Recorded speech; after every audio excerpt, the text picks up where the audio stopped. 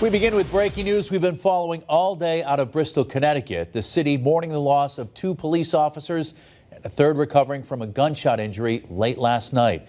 Thanks for joining us on this Thursday. I'm Chris Pisano. And I'm Mary Wilson. State police in Connecticut now saying those officers were lured with a phony 911 call reporting a domestic violence incident. We have team coverage of the deadly shooting.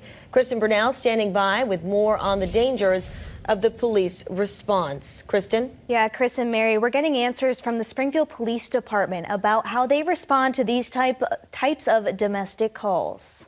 The death of 2 police officers in Bristol, Connecticut on Thursday has sent shockwaves throughout the police community. And for the Springfield Police Department, it hits close to home following the death of one of their own officers, Kevin Ambrose, 10 years ago. He was killed in the line of duty when responding to a domestic dispute. We at Springfield know all too well that domestic calls can prove to be very dangerous. When we lost Officer Ambrose. Connecticut State Police are saying they believe the officers in Bristol were lured into a home on Wednesday night after receiving a fake call from the suspect for a domestic violence dispute between himself and his brother. Now we're getting answers from Springfield's Police Superintendent Cheryl Clapp about the dangers of responding to domestic violence calls. Domestic calls are different in other calls and such as that we're going usually to their domain or their private residence, an area that they're familiar with. We're not.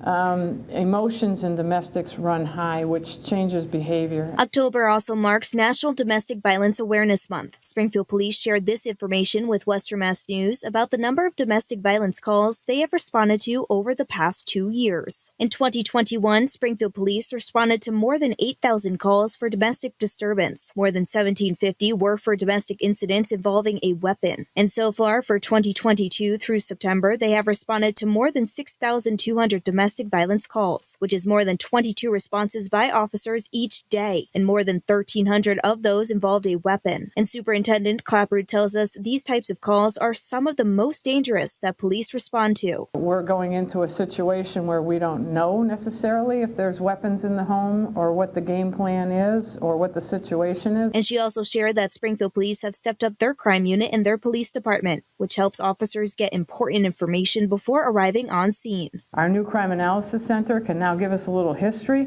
which is helpful. The history of the address you're going to. Are there firearm licenses there? Are there registered firearms there? Have they fought with the police before? So every little bit helps us, but we're kind of put in a real tough situation.